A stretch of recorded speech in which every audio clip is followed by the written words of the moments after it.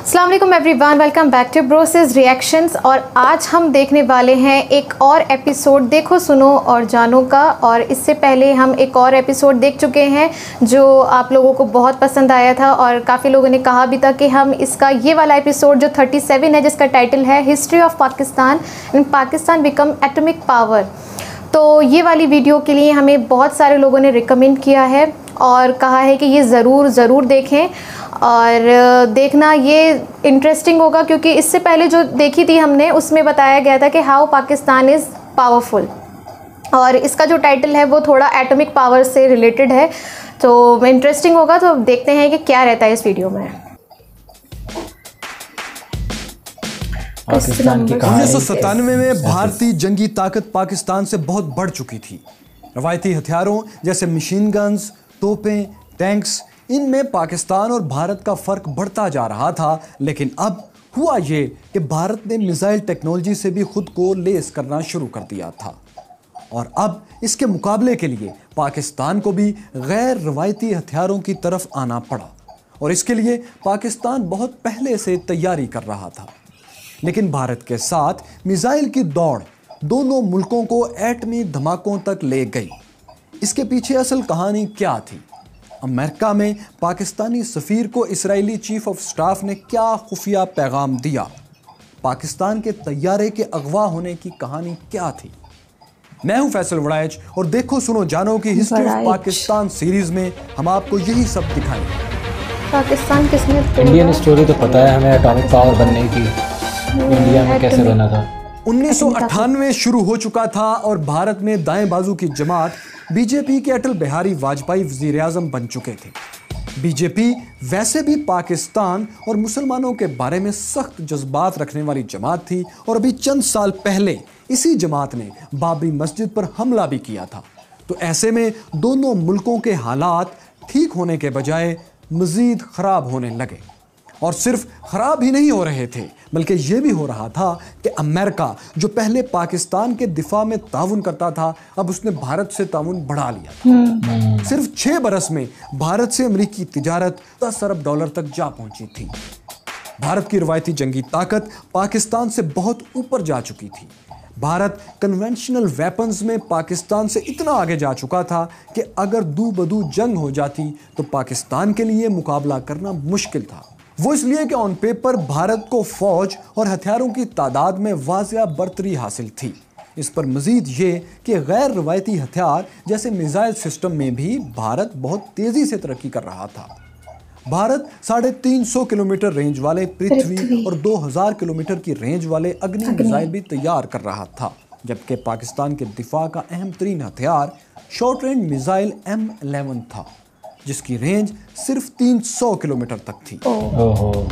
ऐसे में जरूरी था कि पाकिस्तान भारत की फौजी ताकत को बैलेंस करने के लिए खुद भी शॉर्ट रेंज और लॉन्ग रेंज मिसाइल्स तैयार करे, और पाकिस्तान काफी अरसे से इसकी तैयारी कर भी रहा था। हम आपको हिस्ट्री ऑफ पाकिस्तान की किस्त नंबर 32 में इसकी पूरी कहानी दिखा चुके हैं कि किस तरह खुफिया तरीके से बेनजीर भुट्टो शुमाली कोरिया से मिसाइल टेक्नोलॉजी लेकर आई थी। तो हुआ यूं कि 6 अप्रैल 1998 को पाकिस्तान ने बैलिस्टिक मिसाइल हतफ 5, जिसे गौरी मिसाइल भी कहा जाता है, का कामयाब तजर्बा किया। 1500 किलोमीटर तक मार करने वाला ये मिसाइल उस वक्त तक तैयार होने वाले तमाम भारतीय मिसाइल्स का तोड़ था। इस मिसाइल के बारे में दावा किया गया कि इसे कोई एंटी मिसाइल सिस्टम रोक नहीं सकता। कामयाब तजर्बे में गौरी मिसाइल ने सिर्फ 10 मिनट में अपने हदफ को निशाना बनाया। जो आयरन डोम सिस्टम गौरी मिसाइल के तजर्बे के साथ ही भारत के अहम तरीन शहर यानी दारुल हुकूमत दिल्ली, भारत का ट्रेड सेंटर बम्बे, चेन्नई, नागपुर, अहमदाबाद, जलंधर और जैसलमेर समेत कई शहर पाकिस्तानी मिसाइलों की रेंज में आ गए थे। ये मिसाइल तजर्बा दिफाई मैदान में एक बहुत बड़ी छलांग थी। अब ताकत का तवाज़ुन काफ़ी हद तक बैलेंस हो चुका था, क्योंकि खुली जंग में पाकिस्तान के पास एक बड़ा हथियार मौजूद था और इसकी सलाहियत दुनिया ने देख भी ली थी। लेकिन भारत एक बड़ा मुल्क और वहाँ बीजेपी की हुकूमत, वो हुकूमत जो इक़्तिदार में ही पाकिस्तान के खिलाफ मुहिम चलाकर आई थी, ये बात उन्हें कबूल नहीं थी। ادھر پاکستان میں لوگ خوش تھے, مٹھائیاں بانٹ رہے تھے اور مبارکبادیں لے اور دے رہے تھے, تو ادھر بھارتی وزیر اعظم واجپئی نے طاقت کا توازن ایک بار پھر اپنے حق میں دکھانے کے لیے ایٹمی دھماکوں کا منصوبہ بنا لیا. اس منصوبے کا اعلان انہوں نے اپنی انتخابی مہم میں بھی کیا تھا, لیکن پاکستان کے میزائل تجربے نے انہیں اپنے عوام اور دنیا کے سامنے ایک جواز بھی فراہم کر دیا. 11 مئی 1998 کو وزیر اعظم پاکستان قازقستان کے دورے پر تھے کہ انہیں ایک اطلاع ملی.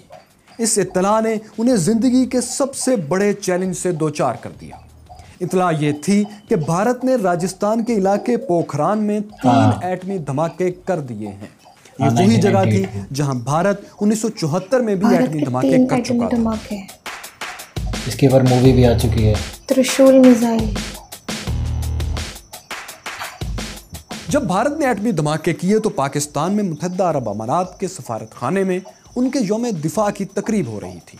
اس تقریب میں آرمی چیف جنرل جہانگیر کرامت اور ایٹمی سائنسدان ڈاکٹر قدیر بھی موجود تھے. دونوں کی ملاقات ہوئی. آرمی چیف نے کہا بھارتی دھماکوں کا جواب دیا جائے. ڈاکٹر قدیر نے جواب میں کہا ہم تیار ہیں.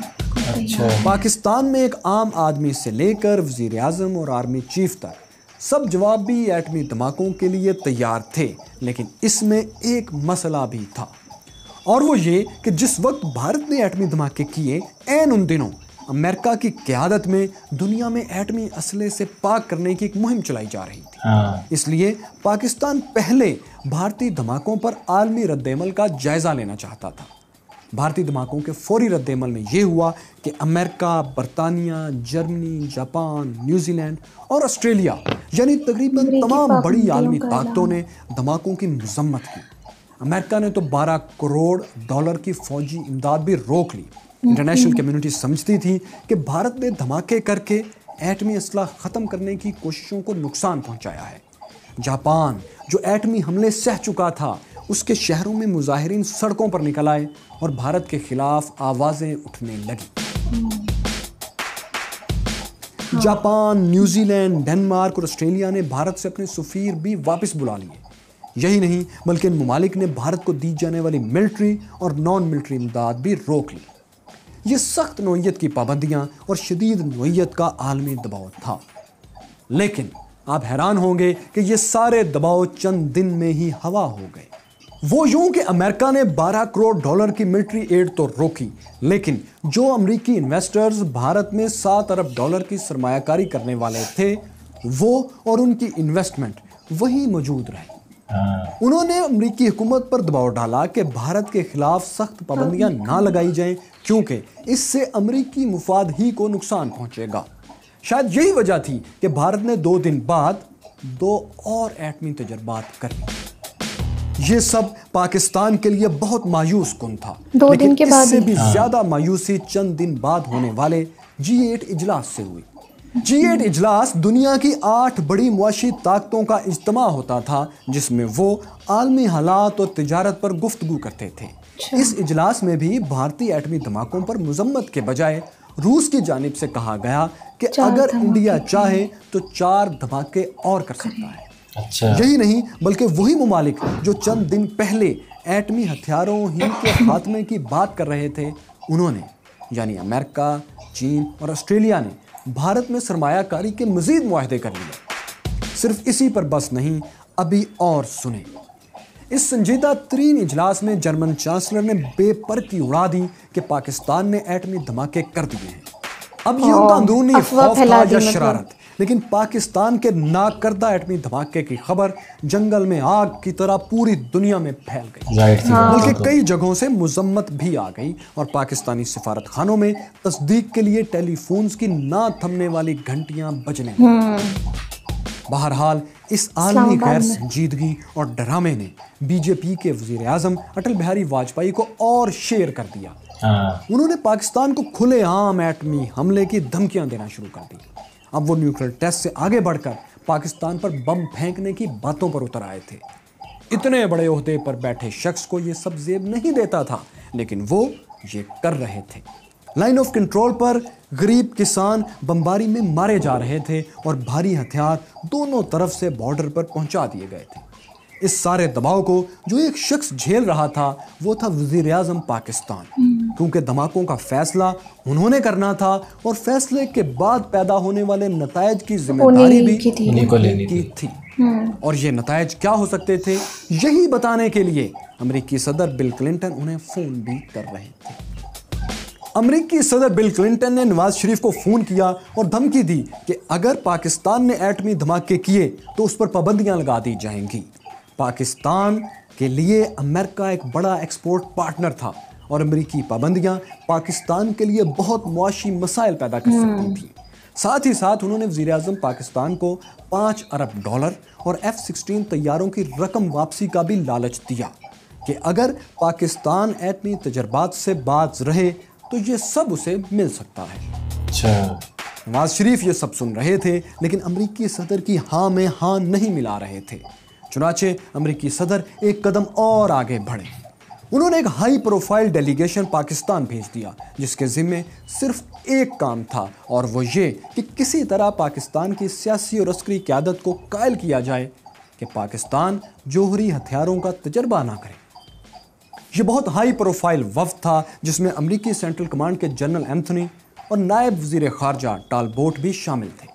اس وفد نے پاکستان کو دباؤ اور دھمکیوں دونوں طرح سے قائل کرنا شروع کر دیا کہ وہ نیوکلیئر ٹیسٹ نہ کرے، لیکن امریکی وفد کا دورہ ناکام رہا اور اسٹیٹ ڈپارٹمنٹ نے اعتراف کیا کہ وہ پاکستان حکومت کو دھماکے روکنے پر مجبور نہیں کر سکے۔ امریکی صدر اور برطانوی وزیر اعظم نے نواز شریف کو فون کر کے آخری بار جوہری ہتھیاروں کے ٹیسٹ سے باز رکھنے کی کوشش کی، جس کا وزیر اعظم نے مختصر جواب یہ دیا کہ میں وعدہ نہیں کر سکتا۔ جب امریکہ اور بھارت کو یقین ہو گیا کہ پاکستان ایٹمی دھماکہ ضرور کرے گا تو انہوں نے آخری ہتھیار استعمال کرنے کا فیصلہ کیا۔ وہ ہتھیار یہ تھا کہ اقوام متحدہ کی سلامتی کونسل میں ایک قرارداد پاس کروائی جائے کہ اگر آج کے بعد کسی ملک نے ایٹمی ہتھیار ٹیسٹ کیے تو اس پر عراق جیسی پابندیاں لگا دی جائیں گی۔ اس قرارداد کی تیاری بھی شروع ہو چکی۔ جن لوگوں نے عراق پر لگنے والی پابندیوں کا دور نہیں دیکھا انہیں بتاتے چلیں کہ عراق پر ویسی ہی پابندیاں عائد تھیں جیسی آج شمالی کوریا پر ہیں، بلکہ اس سے بھی زیادہ تھیں۔ صرف خوراک اور ادویات کے علاوہ عراق باہر سے کوئی چیز نہیں خرید سکتا تھا، نہ بیچ سکتا تھا۔ دنیا کے زیادہ تر ممالک کے عراق سے سفارتی رابطے ختم تھے اور اس کی فضاؤں میں امریکہ اور برطانیہ کے طیارے چکر لگاتے رہتے تھے، یعنی عراق کو عملی طور پر پتھر کے دور میں دھکیل دیا گیا تھا۔ اگر سلامتی کونسل میں یہ قرارداد منظور ہو جاتی تو پاکستان کبھی ایٹمی ہتھیار ٹیسٹ نہیں کر سکتا تھا، کیونکہ ایسا کرنے کی صورت میں اسے بھی عراق جیسے انجام سے دوچار ہونا پڑتا۔ لیکن اس دوران بھارت کی غلطی نے پاکستان کو بچا لیا۔ ہوا یوں کہ بھارت نے پاکستان کے ساتھ چین کو بھی دھمکانا شروع کر دیا۔ انڈیا نے کہنا شروع کیا کہ چین ان بھارتی علاقوں کو فی الفور خالی کرے جن پر اس نے 1962 میں قبضہ کر لیا تھا۔ اب یہ پاک چین دوستی تھی یا پھر چین کا بھارت پر غصہ کہ اس نے سلامتی کونسل کے ممبرز کو یہ پیغام بھیج دیا کہ اگر ایٹمی دھماکوں کے خلاف پابندیوں کی قرارداد سلامتی کونسل میں لائی گئی تو وہ اسے ویٹو کر دے گا۔ چین کے اس اعلان سے عالمی طاقتوں کا پاکستان کو روکنے کا منصوبہ خاک میں مل گیا اور یہ قرارداد سلامتی کونسل میں پیش ہی نہ ہو سکی۔ اس مرحلے پر انٹری ہوئی ایک اور دھماکہ خیز خبر کی۔ خبر یہ تھی کہ اسرائیل بھارت کے ساتھ مل کر پاکستانی ایٹمی تنصیبات پر حملہ کر سکتا ہے، جیسا کہ وہ عراق کی تنصیبات پر کر چکا تھا اور عراقی تنصیبات تباہ بھی ہو چکی تھی۔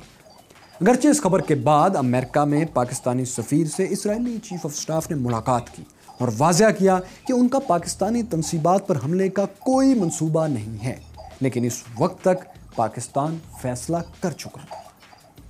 اب ایک طرف تو یہ عالمی دباؤ تھا، بھارت کی دھمکیاں تھیں، لیکن دوسری طرف اندرونی دباؤ بھی بہت زیادہ تھا۔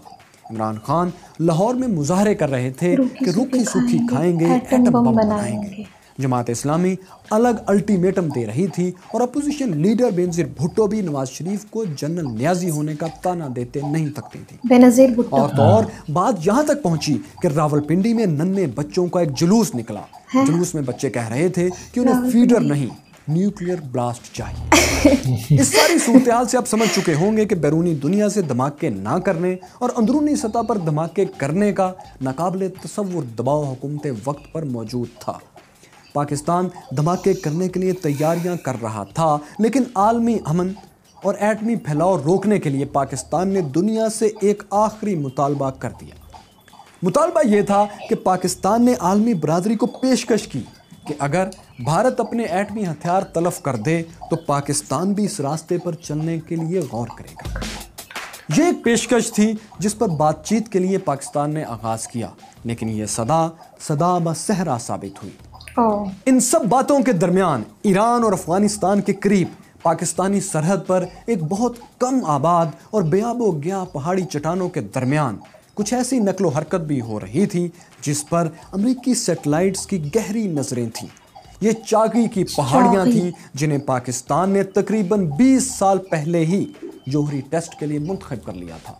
یہاں دھماکوں کے لیے 2 لوکیشنز بنائی گئی تھیں اور اب ضروری سامان بھی پہنچا دیا گیا تھا۔ جوہری تجربات کے لیے چاگی کو منتخب کرنے کی 2 بڑی وجوہات تھیں۔ ایک وجہ یہ تھی کہ یہاں شدید گرمی اور پانی نہ ہونے کے باعث آبادی بھی نہ ہونے کے برابر تھی۔ آج بھی 2 اسرائیل کے برابر پھیلے چاگی کے ضلع کی آبادی 1 لاکھ سے بھی کم ہے۔ چاگی کے گرد کئی کلومیٹر تک فیسلٹی نہیں تو آبادی کیسے ہو لیا گیا تھا، اس لیے ممکنہ تابکاری سے کسی کے متاثر ہونے کا خدشہ نہیں تھا۔ دوسری وجہ یہ تھی کہ یہ جغرافیہ اتنا مشکل تھا کہ امریکی سیٹلائٹس کے بغیر یہاں کی جاسوسی تقریباً ناممکن تھی، کیونکہ آمد و رفت کے ذرائع نہ ہونے کے برابر تھے اور انسانی وسائل سے جاسوسی ناممکن تھی۔ اس دور میں 20 سال پہلے بھی اس علاقے کا چپا چپا پاکستانی خفیہ ایجنسیوں کی نظر میں تھا۔ چاگی کے پہاڑی سلسلے کوہرس میں انگریزی کے حرف ایل کی شکل کے 2 غار بنائے گئے۔ اس انداز میں کھدائی کا مقصد یہ تھا کہ تابکاری پہاڑوں سے جلدی باہر نہ نکل سکے۔ اب پاکستان دھماکوں کے لیے پوری طرح تیار تھا، لیکن دھماکوں سے صرف 4 دن پہلے ایک اور سنسنی خیز واقعہ رونما ہوا۔ یہ ایسا واقعہ تھا جو کسی کے وہم و گمان میں بھی نہیں تھا، اور اس ڈرامے نے ایٹامک ٹیسٹ بھی خطرے میں ڈال دی۔ ہوا کچھ یوں کہ 24 مئی کو PIA کے ایک طیارے نے بلوچستان کے شہر تربت سے کراچی کے لیے اڑان بھری۔ یہ طیارہ راستے میں گوادر میں اترا۔ گوادر سے اس میں کچھ مزید مسافر سوار ہوئے۔ ان میں 3 مسافر ایسے بھی تھے جن کے ارادے کچھ خطرناک تھے۔ طیارے نے 24 مسافروں اور عملے کے 5 لوگوں کے ساتھ جیسے ہی کراچی کی طرف اڑان بھری، ان مسافروں نے اسلحہ نکال لیا اور طیارے کو یرغمال بنا لیا۔ انہوں نے پائلٹ سے کہا کہ وہ طیارے کا رخ بھارت کی طرف موڑ دے۔ اس حوالے سے hijackers Bombay air control tower سے بھی رابطے میں تھے۔ انڈیا نے طیارے کو بمبئی کے قریب ایک علاقے میں اترنے کی اجازت بھی دے دی، لیکن پاکستانی حکام ہر قیمت پر طیارے کو بھارت جانے سے روکنا چاہتے تھے۔ انہوں نے ایک دلچسپ منصوبہ بنایا۔ طیارے کا رخ صوبہ سندھ کے شہر حیدرآباد کی طرف موڑ دیا گیا، لیکن پائلٹس نے ہائی جیکرز کو یہی بتایا کہ وہ بھارتی شہر جودھ پور میں جا رہے ہیں، جہاں کے ہائی جیکر اسے لے جانا چاہتے تھے۔ حیدرآباد آیا تو ہائی جیکرز اطمینان سے اسے ہی جودھ پور سمجھ کر اتر گئے۔ وہاں پاکستانی حکام پہلے سے بھارتی شہریوں کے روپ میں موجود تھے۔ انہوں نے ہندی زبان میں ہائی جیکرز سے بات چیت شروع کر دی۔ ہائی جیکرز نے انہیں بھارتی سمجھ کر ان کا شکریہ ادا کیا اور مسافروں کی رہائی کے لیے 2 مطالبات بھی پاکستان کو سامنے رکھ کر پیش کر دی۔ ان کا پہلا مطالبہ تھا کہ پاکستان چاگی میں ایٹامک ٹیسٹ سے دستبردار ہو جائے۔ دوسرا مطالبہ تھا کہ بلوچستان حکومت کے رکے ہوئے فنڈز فوری بحال کیے جائیں۔ پاکستانی حکام نے ہائی جیکرز کو قائل کیا کہ خواتین اور بچوں کو رہا کر کے مذاکرات طیارے سے باہر کیے جائیں۔ ہائی جیکرز یہ مطالبہ مان گئے۔ وہ طیارے سے باہر آئے تو کمانڈوز نے ایکشن شروع کر دیا اور تینوں ہائی جیکرز کو زندہ پکڑ لیا۔ بعد میں یہ انکشاف ہوا کہ تینوں ہائی جیکرز را کے ایجنٹ تھے۔ وہ گوادر ایئرپورٹ پر 1 لاکھ روپیہ رشوت دے کر اسلحے سمیت جہاز میں سوار ہوئے تھے۔ ان کا منصوبہ یہ تھا کہ وہ طیارے کو جودھ پور سے نئی دہلی لے جائیں گے اور وہاں بھارتی میڈیا پر اپنے مطالبات پاکستان سے پیش کریں گے، جسے لائیو دکھایا جائے گا۔ لیکن ان کا یہ خطرناک منصوبہ مٹی میں مل گیا۔ یہ وہ لمحہ تھا جب پاکستان ایٹمی تجربات کے لیے پوری طرح تیار ہو چکا تھا۔ دوست ممالک چین اور سعودی عرب کو پاکستان نے اعتماد میں لیا اور عملاً دنیا سے کہہ دیا کہ اب روک سکو تو روک لو۔ 28 مئی 1998 کو جمعرات کے روز چاگی کے گرد 100 کلومیٹر کا علاقہ پاک فوج نے گھیرے میں لے لیا۔ چاگی کی فضا میں فائٹر جیٹس پرواز کرنے لگے۔ मुमकिन भारतीय हमले के जवाब के लिए मिसाइल नस्ब करके भारत के कई शहरों को निशाने पर रख लिया गया। पाकिस्तानी वक्त के मुताबिक दोपहर 3:16 पर चागी के पहाड़ 5 एटमी धमाकों से गूंज उठे। ये चागी 1 था। 30 मई को एक और जौहरी टेस्ट किया गया, ये चागी 2 था। 5 भारतीय एटमी धमाकों के जवाब में 6 धमाके हो चुके थे और पाकिस्तान दुनिया की 7वीं एटमी ताकत बन चुका था। लोग नाचते हुए सड़कों पर निकल आए, मिठाई की दुकानें खाली हो गईं और बैरूने मुल्क बैठे हुए पाकिस्तानी जहां जहां थे खुशी से सरशार हो गए। लेकिन भारत जहां से रोजाना धमकियों की गूंज सुनाई देती थी, वहां आज खामोशी थी। बल्कि नई दिल्ली में लोकसभा में धमाकों की खबरों के साथ ही हंगामा बरपा हो गया और इजलास बर्खास्त करना पड़ा। चागी 1 और चागी 2 तो हो गए, लेकिन अब उसके नताइज भी थे। धमाकों के मुखालिफ ममालिक ने पाबंदियां लगाई, जबकि दोस्त ममालिक ने इमदाद का ऐलान कर दिया। जर्मनी ने पाकिस्तान की इमदाद रोक ली। अमेरिकी सदर बिल क्लिंटन ने पाकिस्तान पर पाबंदियां लगाकर सजा देने का भी ऐलान कर दिया। स्वीडन ने पाकिस्तान को हथियारों की फरोख्त बंद कर दी। यहाँ तक कि चीन ने भी धमाकों पर अफसोस का इजहार किया। जापान ने भी पाकिस्तान पर पाबंदियां लगा दी। वर्ल्ड बैंक, IMF और एशियन बैंक जो इमदाद फराहम कर रहे थे वो रोक दी गई। पाकिस्तान पर $32 अरब कर्ज था और मरकजी बैंक में कुल महज $1 अरब 26 करोड़ थे। अब सामने एक नया इम्तिहान था और जेब तकरीबन खाली थी। पाकिस्तान ने इस बहरान से कैसे मुकाबला किया और कैसे कामयाबी से इन पहाड़ जैसे मसाइल से निजात हासिल की, ये कहानी भी आपको दिखाएंगे। लेकिन हिस्ट्री ऑफ पाकिस्तान की अगली किस्त में, हिस्ट्री ऑफ पाकिस्तान की इस किस्त में हमने आपको बताया कि पाकिस्तान मिसाइल टेक्नोलॉजी के लिए बहुत लंबे अरसे से काम कर रहा था। ये पूरी कहानी जानने के लिए कि पाकिस्तान मिसाइल टेक्नोलॉजी में कैसे कामयाब हुआ और ये कैसे शुरू हुई, शुमाली कोरिया से इसका क्या ताल्लुक़ था और पाक फ़ौज और बेनज़ीर भुट्टो ने इसके लिए क्या कुछ किया, ये जानने के लिए यहाँ क्लिक कीजिए। और अगर आप ये जानना चाहते हैं कि दुनिया में जर्मनी बग़ैर एटमी पावर बने भी इतना ताकतवर मुल्क क्यों है, तो यहाँ क्लिक कीजिए। हाँ। पूरे 21 मिनट 45 सेकंड की थी वीडियो, काफ़ी बड़ी थी वैसे। वैसे अगर देखा जाए तो जितने भी एपिसोड्स हैं, अगर हम वो देखने के लिए बैठे तो बहुत वक्त लग जाएगा। और क्योंकि हर एपिसोड में जो सीरीज़ उन्होंने बनाई है, हाँ, काफ़ी डिटेल में बताया एक एक चीज़, क्योंकि जो चीज़ें उनमें बताई गई हैं किसी को मिस नहीं कर सकते, ना ही किसी का मिस इंटरप्रिटेशन हो सकता है, तो इसीलिए भी काफ़ी बड़े बड़े एपिसोड्स बनते हैं। और जिसे कुछ नहीं पता होगा वो एक एपिसोड देख लेगा तो उसे सब कुछ पूरी नॉलेज हो जाएगी। पूरी 21 मिनट भी बहुत ज़्यादा नहीं है, छोटे ही हैं, क्योंकि फिल्में बनती हैं, सब बनते हैं उसमें, तब जा कर के कुछ चीज़ें पता चलती हैं। और अगर आप बुक्स पढ़ने बैठोगे इन चीज़ों की तो फिर तो पता नहीं कितना ही टाइम लगेगा। और फिर उन्होंने न्यूज़पेपर का जो प्रूफ था उसके साथ साथ हर एक हेडलाइन को भी उन्होंने कटिंग्स के साथ, हाँ, सारी चीज़ें, कटिंग्स वगैरह उन्होंने जो है उसके साथ उन्होंने प्रूफ दिया और हर चीज़ एक एक करके बताई, जैसे कि कोई टीचर एक्सप्लेन करता है कि ऐसा हुआ था उस स्टेट में, फिर ऐसा हुआ था, और किस तरह से पाकिस्तान जो है वो एक एटॉमिक पावर, यानी कि अभी तो क्योंकि इसमें लिखा हुआ है कि how Pakistan become atomic power, उन्होंने पूरी जो है बताना शुरू किया है शुरू से लेकर और फिर एंड तक।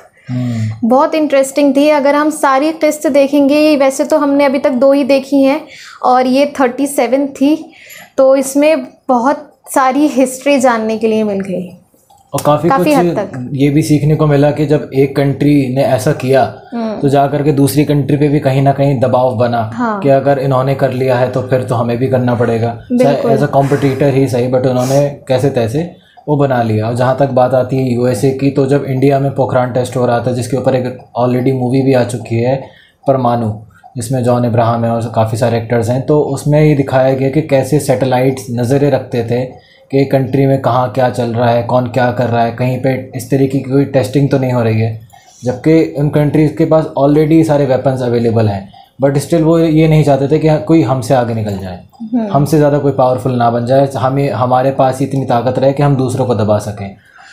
बिल्कुल। सो गाइज़, ये बहुत ही इंटरेस्टिंग वीडियो थी और थैंक यू सो मच कि आप लोगों ने हमें इसका जो پہلا ایپیسوڈ تھا وہ بھی سجیسٹ کیا ہے، پر بہت ٹائم لگ جائے گا دیکھنے میں اگر ہم سب پر ریئیکشن دیں گے، اور وہ پاسبل بھی نہیں ہو پائے گا. تو ہم نے جو آپ لوگ سجیسٹ کریں گے کہ اس کی یہ قسط دیکھنی چاہیے یا وہ دیکھنی چاہیے، تو ہم وہ پرٹیکولر قسط جو ہوگی وہ دیکھنا کی کوشش کریں گے، زیادہ پسند کریں گے. اور آئی ہوپ آپ لوگوں کو بھی ہمارے ساتھ مزہ آیا ہو. ہمیں بھی کافی نالج ملی ہے، ہسٹری پتہ چلی ہے، تو انٹرسٹنگ تھی. اور ملتے رہیں گے نیکسٹ ویڈیوز میں. Until then take care, bye bye.